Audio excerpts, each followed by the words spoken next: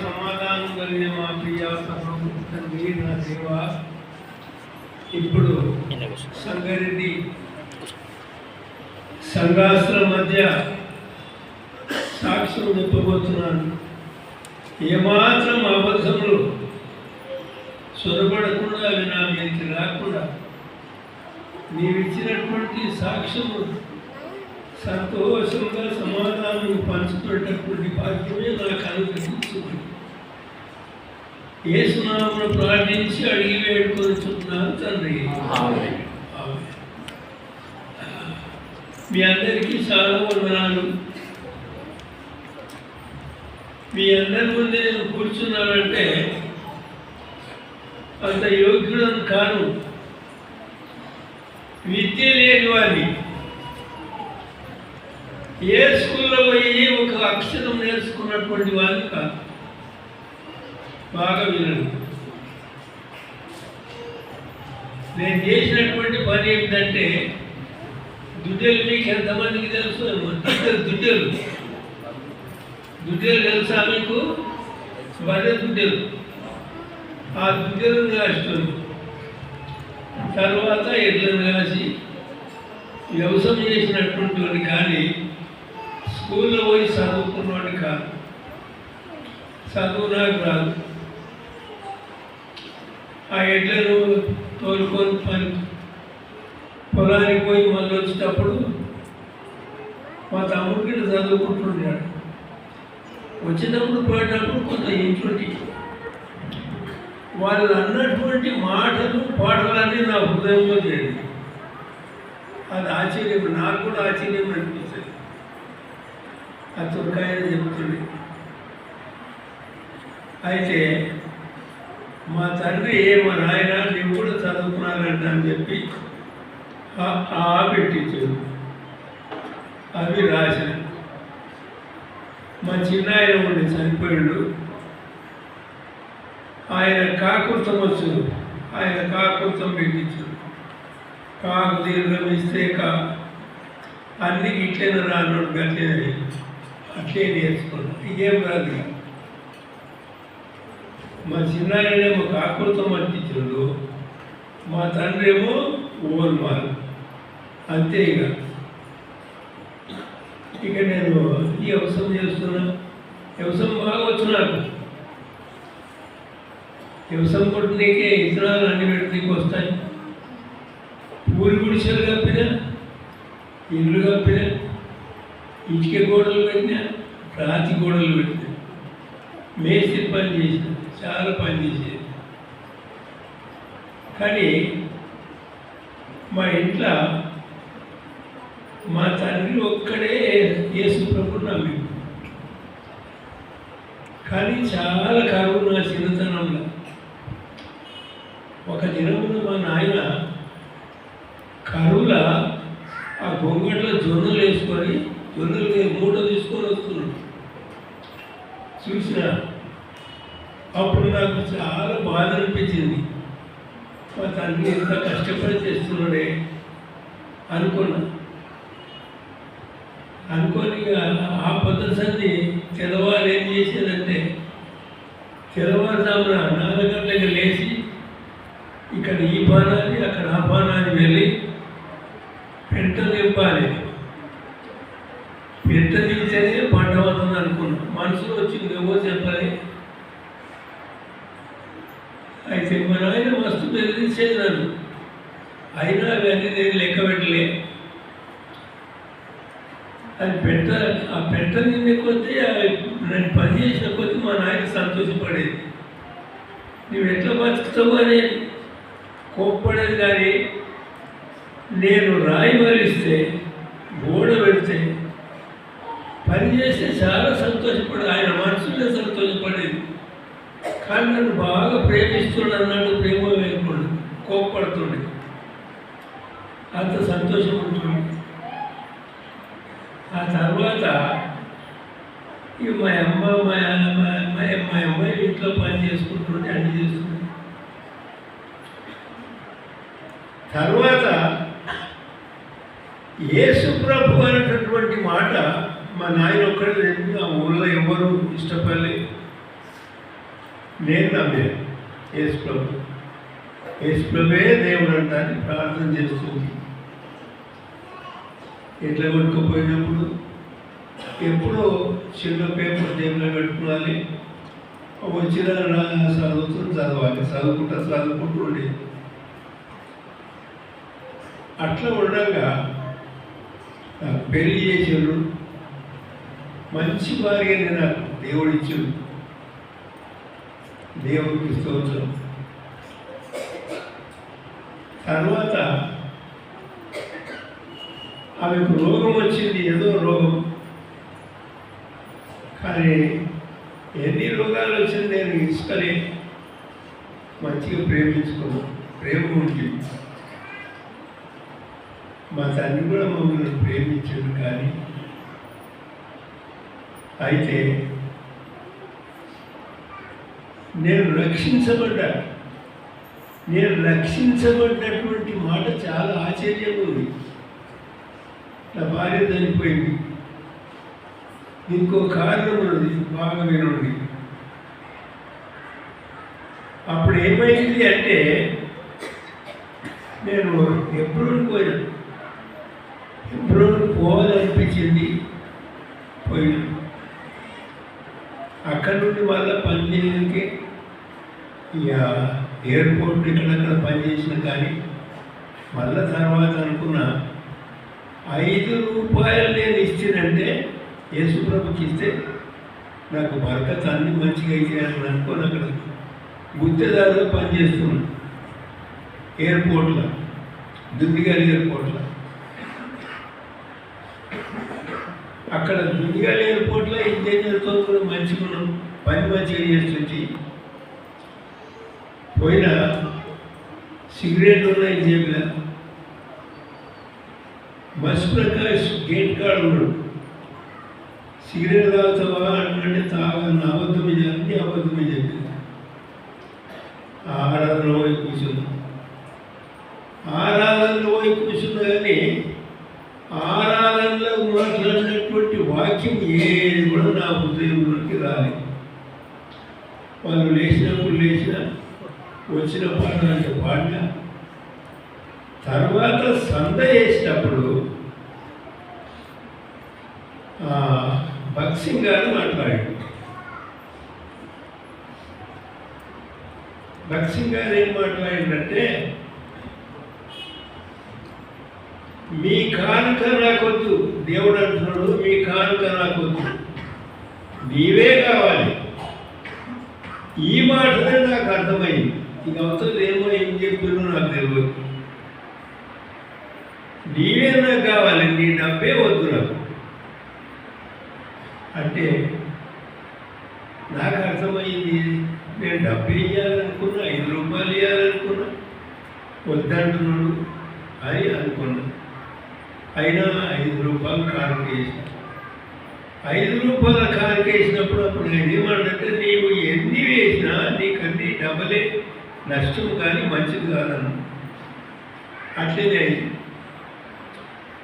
ఇంటికి వచ్చిన, ప్రార్థన చేస్తున్నా, ప్రార్థనకు జవాబు లేదు. అప్పుడు ఏమైంది అంటే, మేము ప్రార్థన చేసుకుంటుంటే సావాలను మాకు చాలా దూరం ఉంటుంది. సావాలంలో కానీ సాందాస్ వచ్చాడు. యేసు ప్రభు యొక్క నామమున మా ఇంటికి వచ్చాడు. మేము పని చేస్తున్నాము. ఈ చెరుకు గారు పూలు కడుతుంటే ఇవి మంచి కడతానంటాడు. మా దగ్గరికి వచ్చాడు. కానీ మేము పిల్లలు పెట్టుకొని ప్రార్థన చేసి పాటలు పాడేది నాకు అభ్యాసం. నేను ఎన్న పాటలే వాడేది. ఆ పాటలంతా విని ఆయన కూర్చున్నాడు. తర్వాత భక్సింగ్ గారి యొక్క సాక్ష్యం నాకు ఇచ్చింది. భక్సింగ్ గారు సాక్ష్యం ఇచ్చి ఆయన ప్రార్థన చేసి వెళ్ళిపోయాడు. ఆ సాక్ష్యం తీసుకుంటే చాలా సంతోషం అనిపించింది. జేబులు పెట్టుకున్నాను. అప్పుడు ఏమైందంటే, ఆనాడు ఆయన వచ్చిండు. ఆ ఊళ్ళో దొంగలు పడ్డాడు. మా ఇల్లు చిన్న ఉండి వేరే జాగాలో పోయి పడుకున్నాం. ఇప్పుడు అన్న చెప్పినట్టు మా ఇల్లు విడిచిపెట్టి వేరే జాగాలో పడుకున్నాం. కానీ ఆ ఊళ్ళో దొంగతనమని నాకు తెలియదు. అప్పుడు ఆ ఊళ్ళో ఏమన్నారంటే, ఇప్పుడు చంద్రయ్య వాళ్ళకి లెక్క వస్తుందానికి గూడు కాలనే రంధ్రం చేసిండు, వాడే అన్నం. నన్ను పట్టుకోపోయింది, అమిత్ షా వచ్చి పట్టుకోపోయింది. ఎక్కడెక్కడ చేసిన వాటిని ఏం చెప్పాలి, ఆశ్చర్యమైంది. పైన సార్ అంటే అని మా చుట్టుముట్టులంతా చేసినాను. మొన్న నీ దగ్గరికి వచ్చిన ఆయన బందిపోటు దొంగలు అంటే ఆయన ఎవరు ఆయన ప్రార్థన చేసిందని చెప్పింది. వికారాబాద్ రమ్మని పోయినా. వికారాబాద్ పోయిన తర్వాత 3-4 దినాలు నన్ను ఏం చెప్పలేదు. సార్ నన్ను ఏం అడగకపోతే అంటే ఆయన అడిగితే, నీకు మేనమామను మళ్ళీ వచ్చి నీ మేనమామ మాట్లాడిస్తాను, నన్ను కొడతాడు అనుకోండి. వెళ్ళిపోయాడు, బయటికి ఎక్కడో దింపిపోయాడు. అప్పుడు మేము ఏమున్నామంటే, ఆ శాంతాసన్ అంటే అటువంటి ఆయన, నేను ఆ ముగ్గురం కూర్చున్నాం. మమ్మల్ని ఏదో పని చేయమంటే నా కళ్ళకి నీళ్ళు కానీ నేను పని చేసినాను అనుకున్నాను. అప్పుడు అందరు కూర్చున్నారు. ఆయన అమిత్ షా లేడు. నేను ఏమనుకుంటున్నానంటే, దేవా నేను తప్పు చేసిన నన్ను శిక్షించు, కానీ ఇప్పుడు ఆయన వచ్చి కొడుతున్నాడు, నేను ఎట్లా చేయాలి, ఓర్చుకునేటటువంటి శక్తి అన్నా ఇదే ప్రార్థన చేస్తున్నాను నేను. నిజంగా ఆయన అమిత్ షా వస్తున్నాడు. అప్పుడు ఆయన వచ్చేటటువంటి సమయం లోపల నేను భయంతోనే చిన్న ప్రార్థన చేస్తున్నాను. ఈ కుడి పక్కన నుండి ఎవరో వచ్చి నాకు చెప్పినట్టు అవుతున్నది. ఏమని, నిన్ను కొంతసేపు అయితే విడిచిపెడతారు, సాందాసును విడిచిపెడతారు, భయపడకు అని. ఈ మాట విన్నా. ఇక్కడ చూస్తే ఎవరు లేదు, ఇక్కడ చూస్తే ఎవరు లేదు. నా ముందు జవాన్ ఉన్నాడు, అక్కడ సాందాసు ఉన్నాడు. అని ఎవరు నాకు చెప్పింది అనుకున్నా. అప్పుడే అమిత్ బయటికి వెళ్ళి వచ్చాడు. బాగున్నాడు గట్టిగా, చక్కగా పోయి కుర్చీ మీద కూర్చొని కళ్ళపల్లి చంద్రయ్యాను. ఈ చెప్పులు ఇడిచినా ఇట్లా చేతులు కట్టుకొని పోయి ఇట్లా కొడతాడు. దేవానికి కొడతాడు, దెబ్బలు కలిగేది. నేనైతే ఏం చేయలేదు, కానీ కొడతాడు దెబ్బలు అనుకున్నా. పోయినా పోతే ఇక ఆయన అన్నాడు, నేను పిలిచినప్పుడు వస్తావా అని. వాళ్ళు అంటే వస్తా సార్, పిలిచినప్పుడు సరిగ్గా రావాలి, పోయి రాను. ఏం అడగాలి. బయటికి వచ్చాను. పోలీసు ఆయన అన్నాడు, నాకు పైసలు ఏమైంది, నా తన చాలా పైసలు లేదు. అప్పుడు చాలా కష్టం. ఆ చాలా పైసలు ఆయనకి ఇచ్చేసి బయటకు వస్తుంటే సాందాస్ అన్నాడు, మరి నాగా చెప్పాలంటే దేవుడు చూసుకుంటాడు, నేను విడిచిపెడతాను మళ్ళా అంటున్నాను. మా వదిన తాగిపోయి, మా వదిన నాకు తల్లి లే. ఇంటికి రాగా చంద్రయ్య నాకు సినిమా పిచ్చి. అప్పుడు నేను సినిమా కోసం మాట్లాడంటే ఆమె పైసలు ఇచ్చింది నువ్వు. సాందాసును కూడా విడిచిపెట్టి ఇంటికి వచ్చిన అందరూ అయితే నేను ఎట్లున్నట్టే దేవుడా నన్ను విడిచిపెట్టావు, నాకు మంచిగా అయింది అని చెప్పి మళ్ళీ నా వ్యవసాయం మీద వెళ్ళిపోయి మంచిగా. అప్పుడు ఏమైంది అంటే, నాకు చిన్నగా దమ్ము వచ్చింది, టీబీ రోగం వచ్చింది. దమ్ము వచ్చింది, టీబీ రోగం. అప్పుడు నేను రాళ్ళు ఎక్కువ మనిషి. టీబీ రోగం వస్తే దేవుడికి ప్రార్థన చేసిన, ప్రభా ఈ దగ్గు, ఈ కష్టం ఉన్నది. అప్పుడు పిల్లలు అయ్యారు. ఈ పిల్లలను సాకున్నాను, మేము చూసుకున్నాను కదా, నాకు ధైర్యం బలమి అని నేను ప్రార్థన చేసుకున్నాను. అయితే దేవుడు అంటాడు, నీ తప్పే నీకు రోగం అన్నాడు. అంతే, అది నాకు చదువు రాదు, బైబిల్ చదువునికి రాదు. సరిగా దేవుడు ఏం చెప్పిందంటే, లేవియా కాండం 26 అధ్యాయం 15 వచనం చదువున్నాడు. ఆశ్చర్యంగా నాకు చెప్తుంది. 26 అధ్యాయము 15 వచనం దయచేసి రాయింది మీరు.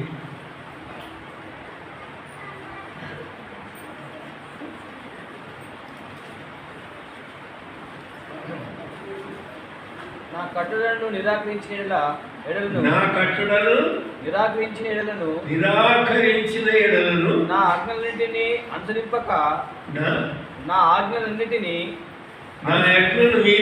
అనుసరింపక నా నిబంధనలు మీరునట్లు మీరు నా తీర్పుల విషయమై అసహించుకొని నేను మీకు చేయనదేమనగా కన్నులను క్షీణింపజేయనట్టు మీ కన్నులను క్షీణింపజేయనట్టు ప్రాణమును ఆయాసపరచునట్టు తాపజ్వరమును క్షయరోగమును మీ మీదికి రప్పించేదను. మీరు విత్తిన విత్తనములు నేను విత్తిన విత్తనములు పంట కూడా మంచిగా ఉండలేదు, చాలా ఘోరమైపోయింది. పంట లేదు, ఇంట్లో రాసిన కూడా లేదు, కష్టమైంది. అప్పుడు వికారాబాదించిన మా బిడ్డ పుష్పమ్మ చిన్న ఉన్నది, పెద్ద ఉన్నది. నా కొడుకు బాగుంది, పెద్ద ఉన్నది. అది ముగ్గురు, నేను నా భార్య, 5 మంది ఉన్నది. ఇంట్లో రాసిన లేదు, చాలా పైసలు జేబులో ఉన్నాయి, కాసం లేదు. ఏం చేయాలి?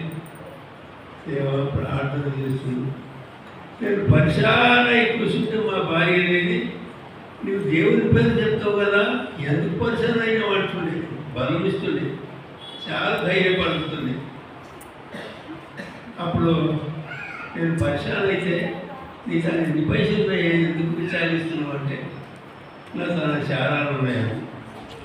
చారాలు ఉంటే చారాలు బెల్లం వ్యాపకపడుతూ సరే అన్న. చారడు బియ్యాలు జొన్నలు ఉన్నాయి, జొన్నలప్పుడు చారడు పైసలు ఇంట్లో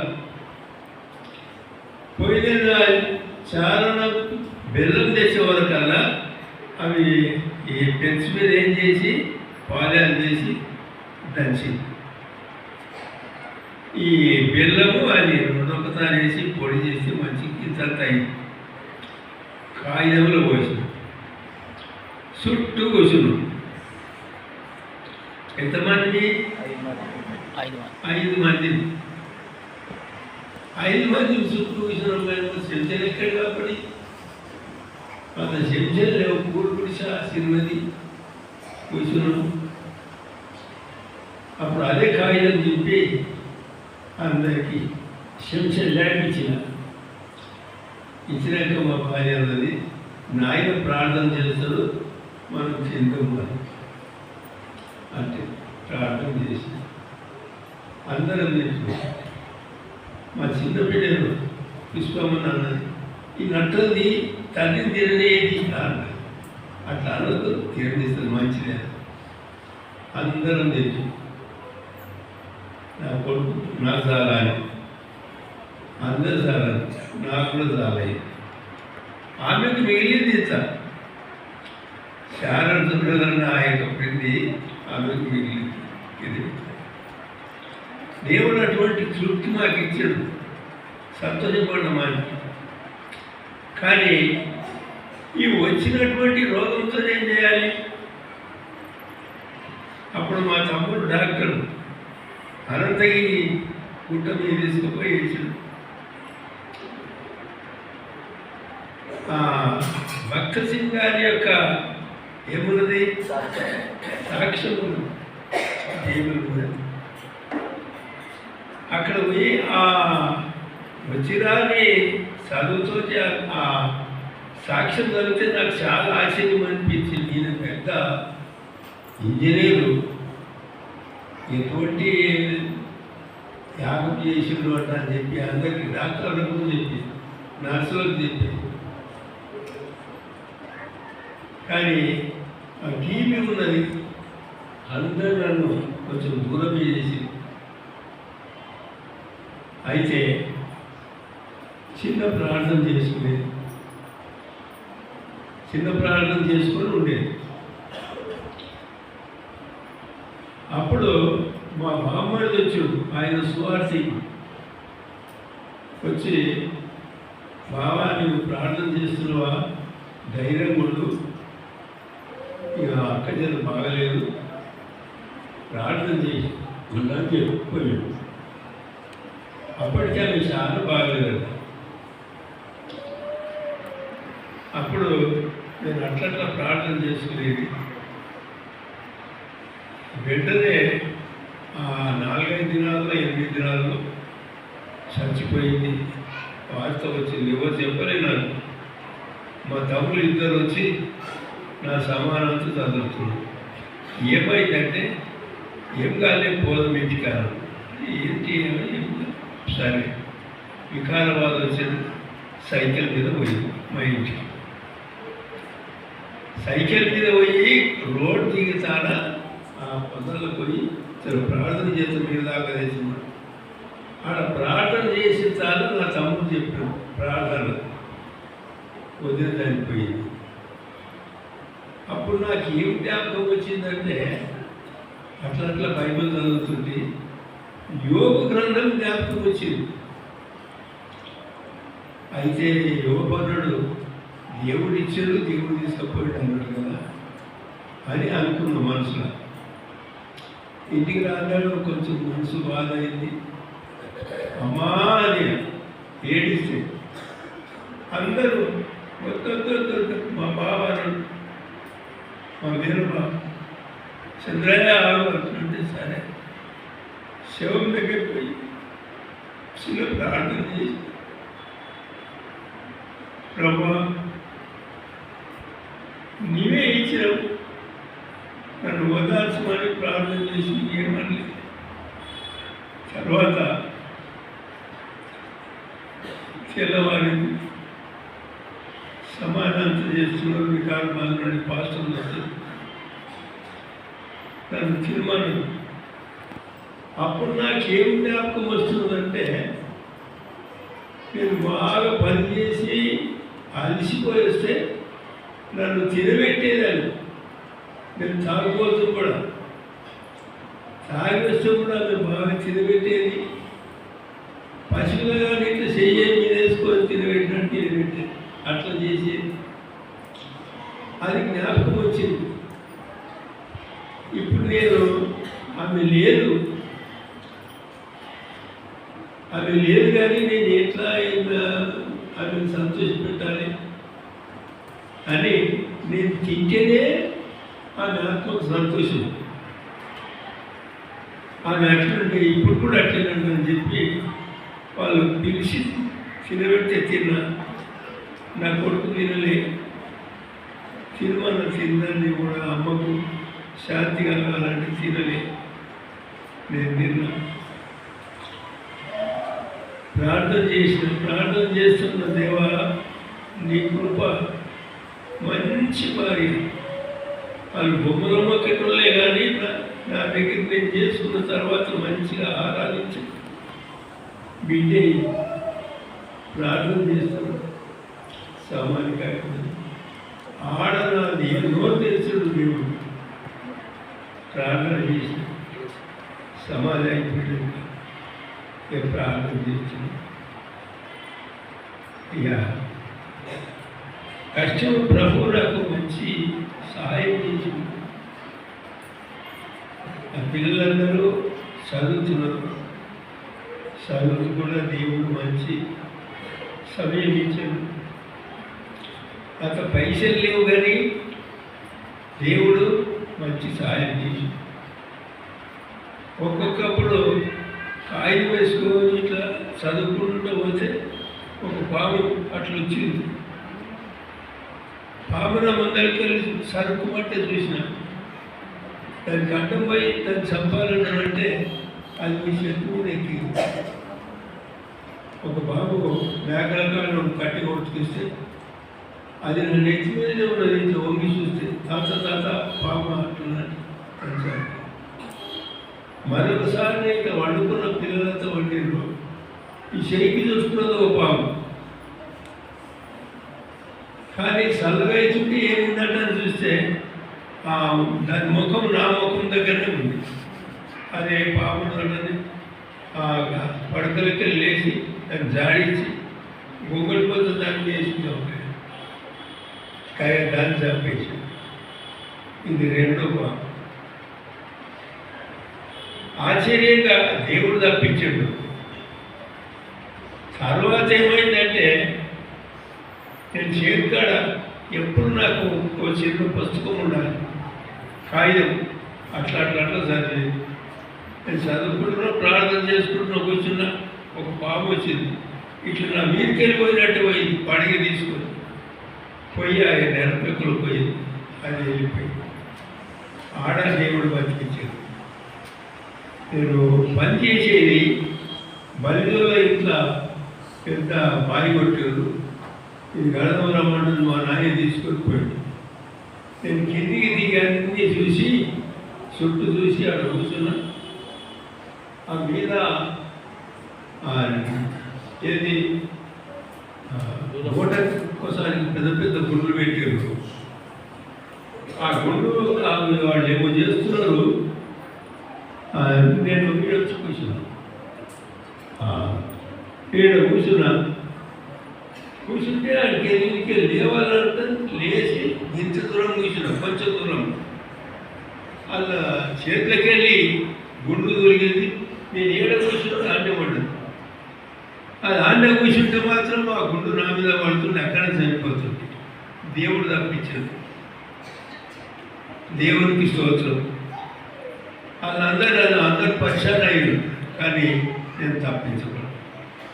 ఇట్లా టీబీ రోగం నుండి దేవుడు నన్ను బాగా చేసింది.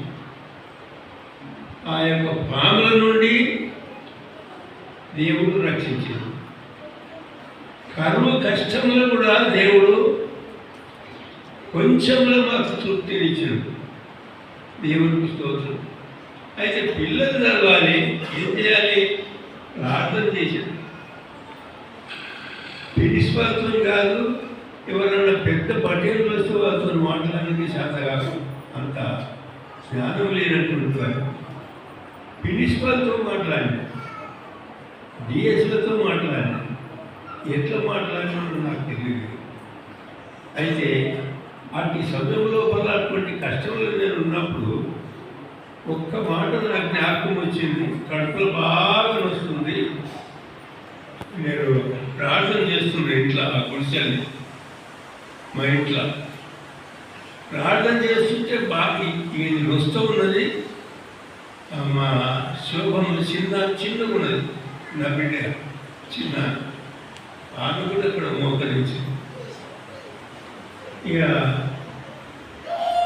ఏమైతే చిన్న దీపం కనబడ్డట్టు, దీపం కనబడ్డట్టు అయింది. అప్పుడే నా రోగము అది ఆ రోగం పోయింది. నవ్వు వచ్చింది. నవ్వి ఇక బయటికి వచ్చేసింది. ఈ కడుపు నొప్పి తక్కువ అయిపోయింది. బయటకు వచ్చి రక్షణను పొందుడి రాజు యేసు రాకడా అంటని ఆ పాట పాడుతుంది. వస్తే సర్పంచ్ వచ్చిందట, వాడిని కొట్టిందట, నాకు తెలియదు. అక్కడి నుండి దేవుడు నన్ను ఎంతో ఆశీర్వదించి, ఎంత ఆశీర్వదించినాడో నేను చెప్పలేను. అయితే అందుకే పక్షి కూడా నేను హెబ్రోను సంఘానికి వస్తే మెథడిస్టులు చాలా కోపమయ్యారు. అయితే కూడా నేను హెబ్రోన్కి పోతే ఆ పక్షి కన్నా చెప్పిన కదా ఒక మాట, నీవే కావాలి, నీ డబ్బు వద్దు అంటున్నాను కదా, అది జ్ఞాపకం వచ్చింది. అది ప్రార్థన చేస్తుంది. అట్లా ప్రార్థన చేసేటటువంటి సమయంలో నాకు మంచి తలం వచ్చింది. నేను బైబిల్ చదవాలి అనుకున్నాను. బైబిల్ తీసుకున్నాను, చదివిన కొంచెం కొంచెం కొంచెం కొంచెం అట్లా చదువుతుంది. అందులో ఒక్క వాక్యం జ్ఞాపకం వచ్చింది, అర్థమైంది. యెషయా గ్రంథము 43:19. యెషయా గ్రంథము 43:19.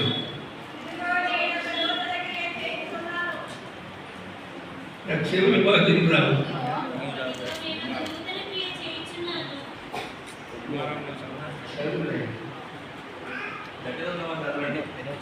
19. ఇదిగో నేను ఒక నూతన క్రియ చేయుచున్నాను, ఇప్పుడే అది మొలుచును, మీరు దాన్ని ఆలోచింపరా, నేను అరణ్యంలో త్రోవ కలగజేయుచున్నాను, ఎడారిలో నదులు పారజేయుచున్నాను. నేను ఏర్పరచుకొనిన ప్రజలు త్రాగుటకు అరణ్యంలో నీళ్లు పుట్టించుచున్నాను, ఎడారిలో నదులు కలుగజేయుచున్నాను. అడవి జంతువులను, అడవి కుక్కలను, నిప్పుకోలను నన్ను గనపరచును. ఈ మాట దేవుడు నాకు బాగా అతికించుడు. నాకు చదువు రాదు, ఇది ఏంటి అని ఊరికి ప్రార్థన చేస్తే, ఒకనాడు నేను చిట్టంపల్లికోవాలి, వాళ్ళకి దేవుని వాక్యం చెప్పాలంటే దేవుని వాక్యం నాకు రాదు. దేవుడా ఏదో పాట పాడుతుంది. పోయినా బ్యాగ్ వేసుకొని పోయినా, బైబిల్ తీసుకొని బ్యాగ్ వేసుకొని ఏం చెప్పాలో నాకేం తెలియదు. పోతే వాళ్ళు తాగులేట్లలో ఉన్నారు, వాళ్ళు నేను అంత అట్లా ఒక్కటాను. కానీ నేను ఆయన పోయి అందరూ వచ్చారు, ఏం చెప్పాలో వాళ్ళకి తెలియదు. ఒక పాట వాడిని, వచ్చిన పాట వాడిని. అప్పుడు నయోబాను గురించినటువంటి వాక్యం రాజుల గ్రంథము 5వ అధ్యాయంలో నాకు అది నియంత్రణ జరుగుతుంది. అది చెప్పినా వచ్చింది. అక్కడ ఒక సంఘం అయింది. అట్లనే చేవెళ్ళకపోతే అక్కడ కూడా నన్ను కొట్టడానికి ఏదో చేసింది. ఆర్య సమాజం ఆ కాగితాలని గుద్దుకున్నాను.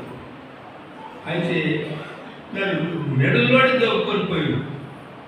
మెడల్లోని దొక్కుకొని పోతే కూర్చున్నా. వాళ్ళు మంచి మంచి బట్టలు ఉన్నాయి. ఆ దొరల దగ్గర 6 మంది. ముందుగానేమో నేను బాగా రోడ్ కొట్టి కాగితాలు ఇస్తే తీసుకున్నాను, సంతోషపడ్డా. మెడల్ పడి దొక్కుని పోయిన తర్వాత అదే నన్ను కొడతారు అనుకున్నాను. లోపలికి పోయినాక వాళ్ళ బట్టలు మంచిగా ఉన్నాయి, కానీ ఇక తిరుగుతున్నారంటే వాళ్ళ నోట్లంతా ఎంతో గర్వం ఉన్నది. నేను ఆ మాటలు ఆడలేదు, ఇప్పుడు కూడా అనుకుంటున్నా. నేను ఇలా బట్టలు ఎంత మంచిగా, ఇలా రూపెంత మంచిగా, ఇలా చదువు బాగానే ఉన్నట్టుంది అని తిట్టనికే నేర్చుకోలేదు అనుకుంటున్నాను. నా మనసులో వాళ్ళు తిట్టే తిరుగుతున్నారు, కానీ తిట్టనికే రాలేదు నేను అనుకుంటున్నాను. ఆయన ఏమన్నారంటే, నీవు ఏ స్వామిని చెప్తున్నావు కదా, ఎవరు మీద అంటే నాకు కళ్ళపల్లి గీనే ఉన్నారంట. నేను అమెరికా నాకు ఎక్కడే లేదా. అయితే వాళ్ళు తిట్టిండ్రు. తిట్టిన తర్వాత కొట్టేటటువంటి పని వచ్చింది. ఆ సమయంలో ఏమైందని మరి ఎవరు మళ్ళా ఇక్కడ పక్కన వాడి నేను తీసి పెడతారు, నీకు పోవచ్చు అన్నాడు. అది ఇక్కడ ఈ మాట వస్తున్నది, ఇక్కడ తీరుతున్నారు. ఏం చేయాలంటే వాళ్ళు నా బైబిల్ బ్యాగ్ అన్నీ తీసుకున్నారు కదా, నా బైబిల్ బ్యాగ్ మళ్ళీ ఇచ్చింది. అది తీసుకొని అంగళ్ళకి పోయినా అందరికీ చెప్పి ఇది రెండవ దర్శనం. దేవుడు ఇచ్చినటువంటి దర్శనం ఇది. ఆ వాక్యాన్ని బట్టి ప్రార్థన చేస్తుంది నేను అంతే. దేవా, నీవు ఇచ్చినవు అడవిలో నీవు తోవ చేస్తున్నావు. ఈ అడవిలన్నీ తిరిగి నేను నడవనికి రాదు, చాలా కోరిందో పొదలు ఇట్లా మరి ఎట్లా అని ప్రార్థన చేసేది. అడిగిపోయి కూడా ప్రార్థన చేసేది. కానీ దేవుని దయ వల్ల చిజంపల్లె సంఘం, చేవెళ్ళిన సంఘం, వికారబాల సంఘం, ఇట్లా 10-12 సంఘాలు దేవుడు ఆయన కట్టాడు. నా తోలుకొని పోయిండు. నాకేం చెప్పని రాదు, కానీ దేవుడికి ప్రార్థన చేసినా దేవుడు అది చేశాడు. ఈ మాట ఎవరికి చెప్పినంటే ఎప్పుడులా జీటన్నకి చెప్పిన. అన్న అక్కడ ఇట్లా జాతర ఉన్నది రావాలంటే చంద్రయ్య నీవే చూసుకున్నారు అన్నాడు. నాకు చదువు రాదు, ఓ పాట రాదు, వాక్యం రాదు, నాకు ఏం చెప్తా అంటే నీకు ఎప్పుడైనా విన్నటువంటి వాక్యం నీ మనసులో ఉంటే నువ్వు ప్రార్థన చేసి ఆ వాక్యమును జ్ఞాపకం చేసుకొని వాళ్ళకు నువ్వు వాక్యం చెప్తే దేవుడు ఆ కార్యం చేసుకుంటూ అట్లనే జరిగింది. ఎప్పుడో పోయినప్పుడు పక్షంగా జీటన్న కూడా చాలా ప్రేమ చేసి అట్లా నన్ను దేవుడు రక్షించుడు. దేవుడు నా టీబీ రోగం బాగా చేసిండు, అన్నీ బాగా చేసిండు, ఇంకా కొన్ని చాలా బాగా చేసిండు. కానీ నేను దేవుణ్ణి నమ్మక నా ఇష్టానుసారంగా ఉన్నాను. అప్పుడు నాకు ఒక మంచి పాట, ఏం పాట అంటే మహాగణుడు మహోన్నతుడు. ఆ పాట నాకు పూర్తిగా సరిపోయింది, నా మనసుకు సరిపోయింది. పాట పాడుకుంటా ఎప్పటికప్పుడు. మహాగణుడు మహోన్నతుడు పరిశుద్ధుడు నివాసి, నాకు నిత్య ప్రతిదినం, ప్రతి గడియ, ప్రతి గంట నేను పొలానికి పోయినా, చేరిపోయినా, ఎక్కడ పోయినా నాతో ఉన్నాడు. ఇప్పుడు కూడా ఉన్నాడండి. ఇందాక దైవజనుడు చెప్పినటువంటి వాక్య ప్రకారంగా ఆ సిని మాట్లాడకపోయాడు కదా, నేను కూడా అట్లా మాట్లాడకపోయినా ఈ పాటను నాకు చెప్తున్నది. కానీ నన్ను రక్షించడు, నా తప్పులన్నీ క్షమించాడు, నా తప్పులన్నీ క్షమించాడు. ఇప్పుడు నా బిడ్డలు, నా అల్లుళ్ళు, నా కొడుకులు, నా మనుమరాళ్ళు, వాళ్ళ సంతోషం నేను అనుభవిస్తున్నా. ఒక్కొక్కప్పుడు అనుకుంటా మనసులో ఎంతంటే నేను ఒక్కటే అనుభవిస్తున్నా, ఆమె లేకపోయి ఎంత సంతోషిస్తున్నానో అనుకుంటా అంతే. కానీ ఇంతవరకు నన్ను సేవకులలో ఎవరు నన్ను దూషించలేదు, సేవకులను కూడా నేను దూషించలేదు. నేను చిన్నప్పుడు ఒక పాట పాదులలో వచ్చి పాడాడు, భజన పాట. యెహోవా భజన చేయండి, యెహోవా భజన చేయండి, పాపహితులారా ఈ రీతి మరచిపోకండి, యెహోవా భజన చేయండి, యేసు క్రీస్తుని కొలువండి, యేసు దాసులతో వాదములాడకండి, యేసు క్రీస్తుని కొలువండి. పాట నేర్చుకుని వచ్చాను. ఆ పంచలమ్మలు వచ్చి, ఆ పాస్టర్లు వచ్చి చెప్పేది చాలా సంతోషం. అది ఇప్పటికీ నాకు మనసులో ఉంటుంది.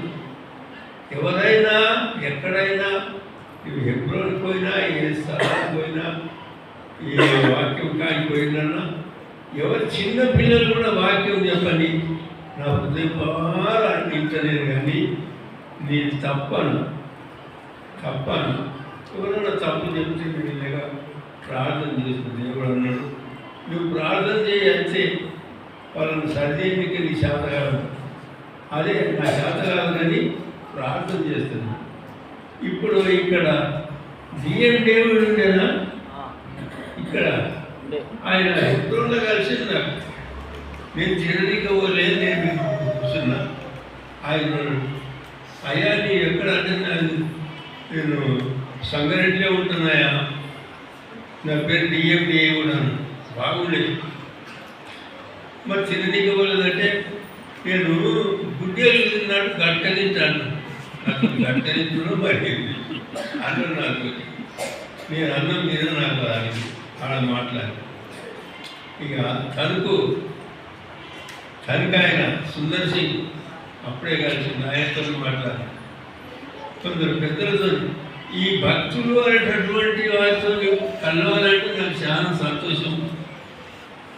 భక్సింగాన్ని చూడాలంటే మాటలు రావే ఉండాలి, భక్సింగాన్ని చూడాలంటే సంతోషపడేది. ఒకసారి బాగా ప్రార్థన చేసుకున్నా, నువ్వు భక్సింగాన్ని చూసినా వాళ్ళకి పోయి ప్రార్థన చేయాలంటే తెల్లవారుజామున లేచినా స్నానం చేసినా పొద్దున్న లేచి ఈ ఆడిపోతున్న మాట మాట్లాడాలంటే నేను భక్సింగాన్ని చూసేస్తాను. సట్లో పోయి హైదరాబాద్ రాగానే సత్యరాజు ఉండే అన్న ఎక్కడ వచ్చినావు అన్నం చూడండి అంటే చూడడానికి వచ్చినంటే ఇక విడిచిపెట్టుకుంటారు. వచ్చి ఎంతసేపు ఉన్న వాక్యాలు చదువుకున్న ప్రారంభించి అదే వాళ్ళు అన్న మా ఎవరు ఇంటిలో ఉంటాడు ఇక చూసేసి అట్లా భక్తులను కలవడానికి భక్త సింగారం చూడడానికి వాళ్ళందరినీ కలవడానికి నాకు సంతోషంగా ఉంటుంది.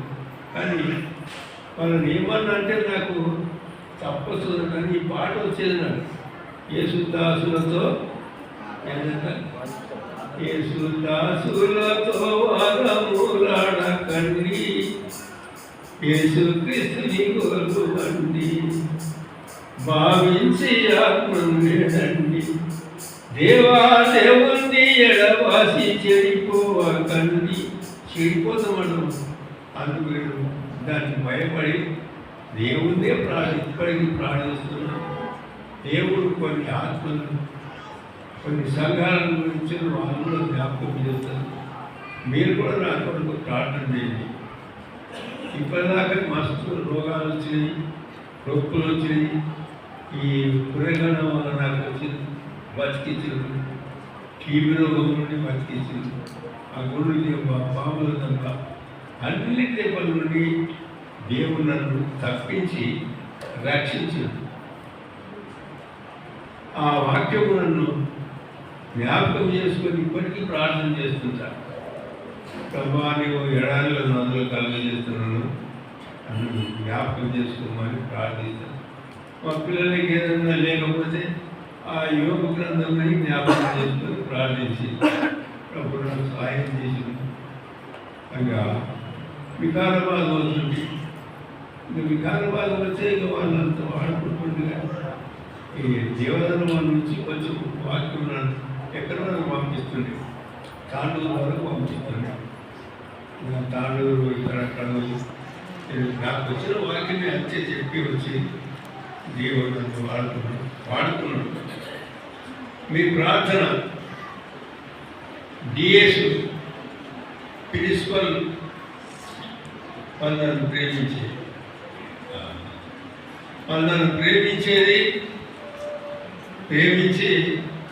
నన్ను జీవించి పంపేది, కానీ ఎవరు నన్ను తీర్చలేదు. దయచేసి మీరు కూడా నన్ను కూడా జ్ఞాపకం చేసుకొని ప్రార్థన చేయండి. నా కొరకు ప్రార్థన చేసి మీ అందరికీ వందనాలు. ప్రార్థన చేస్తాను.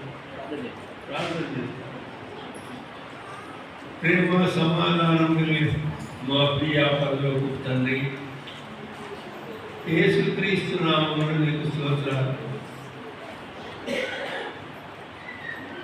ఈ దినమున సంగారెడ్డిలో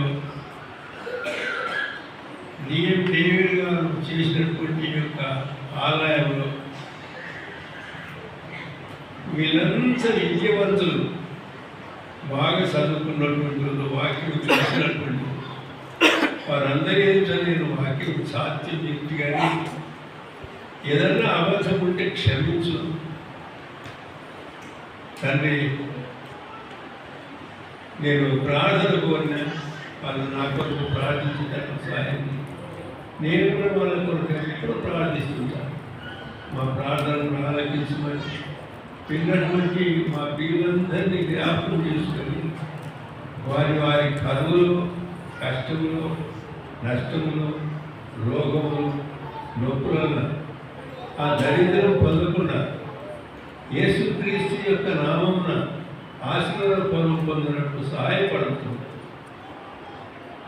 ఉన్నటువంటి సేవకులను జ్ఞాపకం చేసుకుని కృపణీయులు యేసుక్రీస్తు నామమున ప్రార్థిస్తున్నాము తండ్రి. ఆమేన్.